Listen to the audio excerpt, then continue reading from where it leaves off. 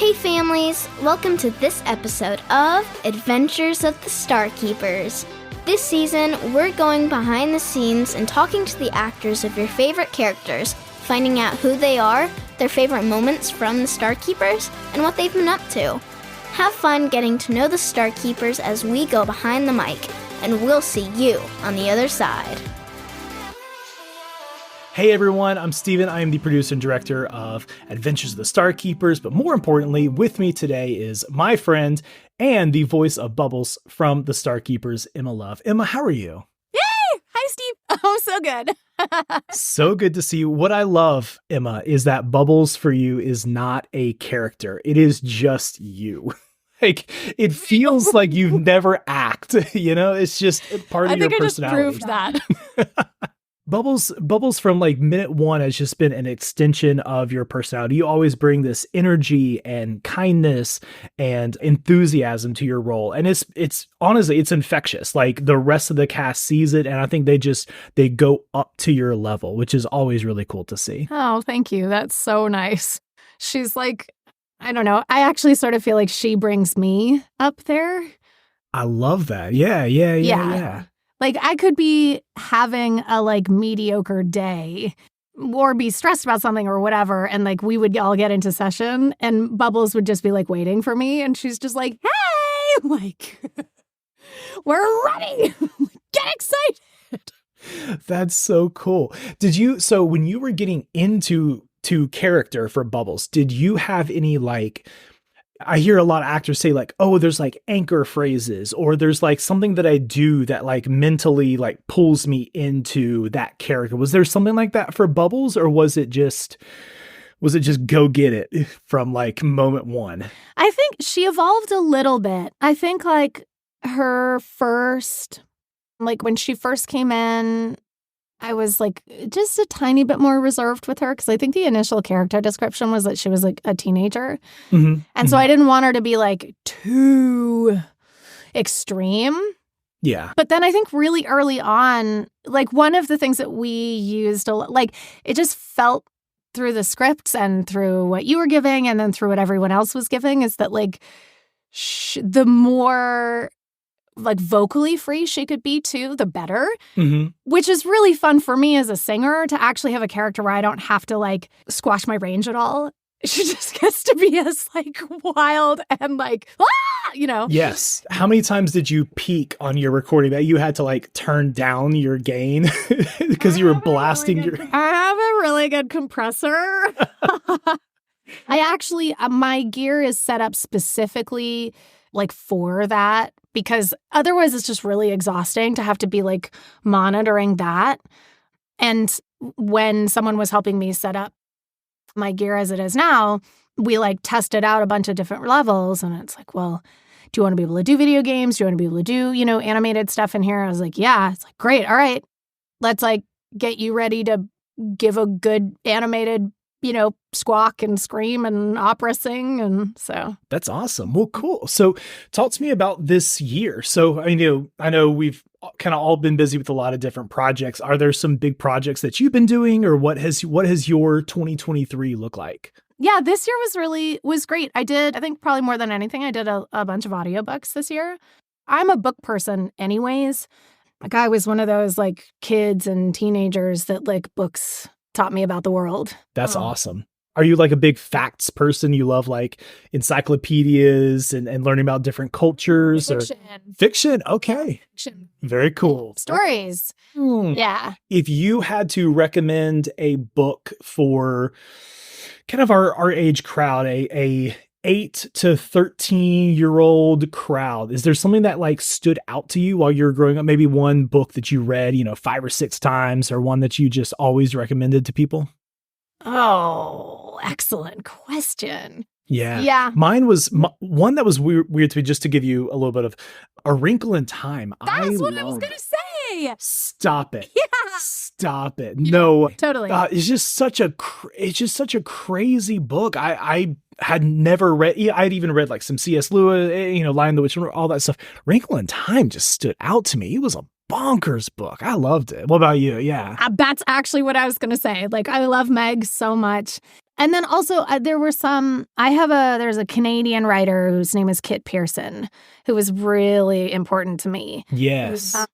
Yeah, she had this, she did a 3-book series, and it's called the Guests of War.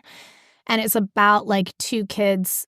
The first 2 books are mostly about the girl, and then the 3rd book is about the little boy. It's about a brother and a sister that get sent over from England to live in Canada during World War II, because it happened. A lot of kids got sent to other places. Yeah, and it was, I think I feel like she's about 10 in the first book, and then she's about 13 in the second book. And yeah, so I think there was something in that too, like growing up with characters has always felt really helpful. My daughter's reading like Anne of Green Gables, and that does a really good job too. Just the more you stick with it, for as long as it takes you to read it, it is like you're growing up with Anne, that's really cool. Yeah. And as a reader too, like even as I was younger, Little Women was always really important to me. Mm-hmm. And it's, it's like a big, thick book, but it's one of those ones that it's like, you can get it read to you, or, and then you end up reading it when you're older and like. Well, that's awesome. That's such a weird coincidence. Sprinkle in Time is like the first thing off of our minds. That's so cool. I know. Well, awesome. Well, speaking of like stories, was there a season or an episode of StarKeepers that stood out to you? One that maybe you couldn't keep it together through. You were just laughing the whole time. And I have an idea. Of what I think you're going to say. But I want to hear your thoughts. I want to see if we're on the same wavelength here. There was a moment. There was like an episode where I couldn't keep it together. But I can't remember which one it was. Can I tell you what I was thinking of? Yeah, I really want to know. It was the one where Brent Mukai, who was Tank, had to do his Bubbles impression. Yes! And none of us could get through that episode. There was 10 minutes in there where nothing happened in the recording. It was just a mess.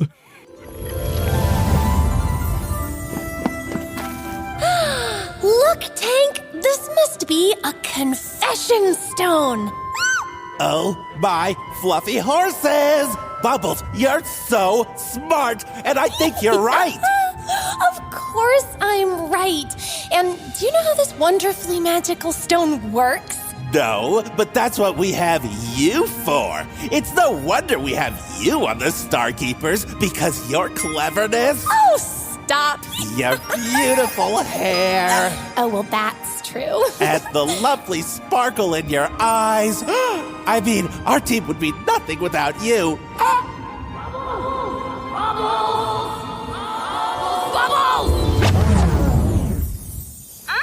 What is it, Leo?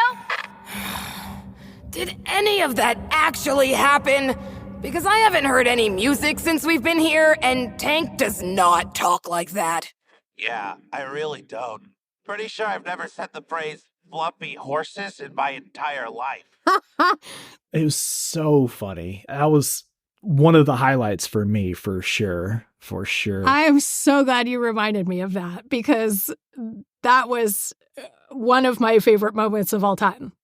100%. Yeah, Brent 100%. Brent was a blast to work with. I mean, I don't know exactly how his audition for Tank like fell into our like inbox for Tank, but I remember, man, that well, was it? Oh, not I don't have his poster up, but it was the Mission in the Mines. That was when I knew. I was like, the 3 of y'all together.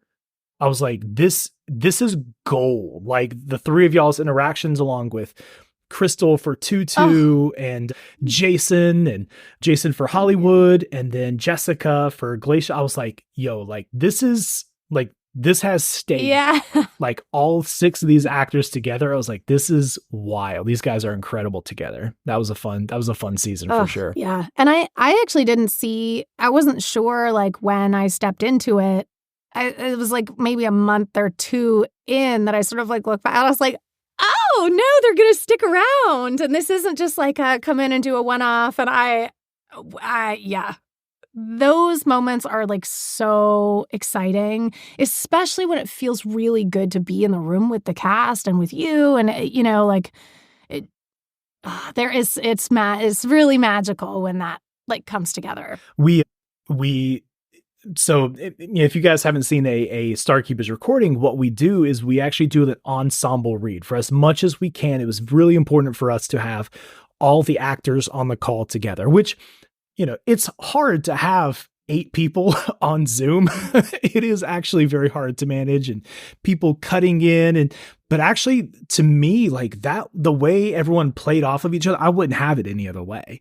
Like you need to be able to hear the way Leo's delivering that line so that Bubbles jumps in at just the right, pitch of excitement, and all that stuff really matters in post when we're putting together these episodes. That's why it feels so natural, Yeah, like it's possible to recreate it, but it's possible to recreate it, but it's not possible for the kind of unexpected magic that comes out of everyone being together. That's when the we didn't see that one coming happens. And then it ends up being like the thing that's the best. Yeah, the ad-lib moments, it's very hard.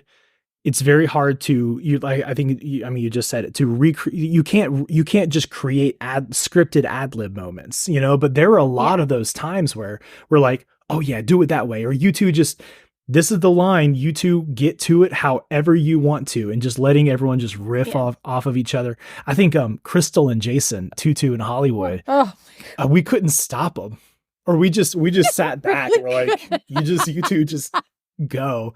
Some of my favorites. They always said those last 3 or 4 little quips. Yeah. Well, I don't know. Yeah. And you're like, guys, can we move on to the next line? We would just on the whole dialogue, we would just duck them out. It's like we would just let them just trail off. And whichever actor had the next line, you're like, okay. It was amazing. It was amazing, man. So where do you see the StarKeepers going? If it was, you could go anywhere in the universe, tell stories. Is there something that you'd want to do? Is there something something you'd want to do with Bubbles? Is there a type of adventure you'd want to emulate? Maybe like a book that you read and be like, oh, it would be really cool if we could tell this kind of a story. I don't know. What are your thoughts on, future adventures? Wow. Okay. That is I'm going to have to think about that one. Well, okay, but so here's the beauty of it is in lots of ways, Bubbles already got that. The Detective Bubbles episodes. So good. They're so good. Aha! Leo, I've only shown one other StarKeeper this side of me, but I have to do this. To find the galactic armor, I must become Detective Bubbles! Detective Bubbles? The greatest detective in the world, able to solve any mystery. Cool, calculating, afraid of nothing. What was that?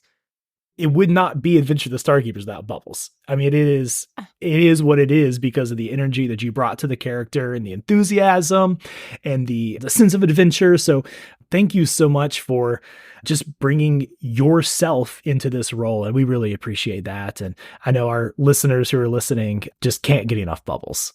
I hear it all the time. Yeah. Well, thank you. She's she's the fave. She's just my little buddy.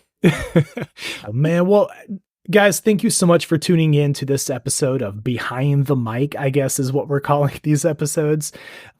Just want to thank Emma Love, who plays Bubbles, again, for being a part of this and just being a part of StarKeepers for as long as she has been.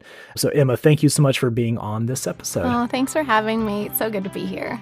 Awesome. Well, thanks, guys. We'll see you soon. See you on the other side. Thanks for listening to this episode of Adventures of the StarKeepers.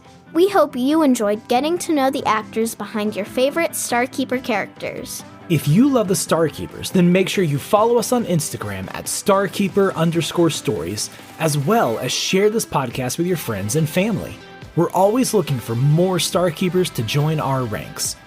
If you have any art you want to share, or if you're an advertiser or podcaster looking to connect, we want to hear from you too. Again, just send us a DM on Instagram. We'd love to hear from you.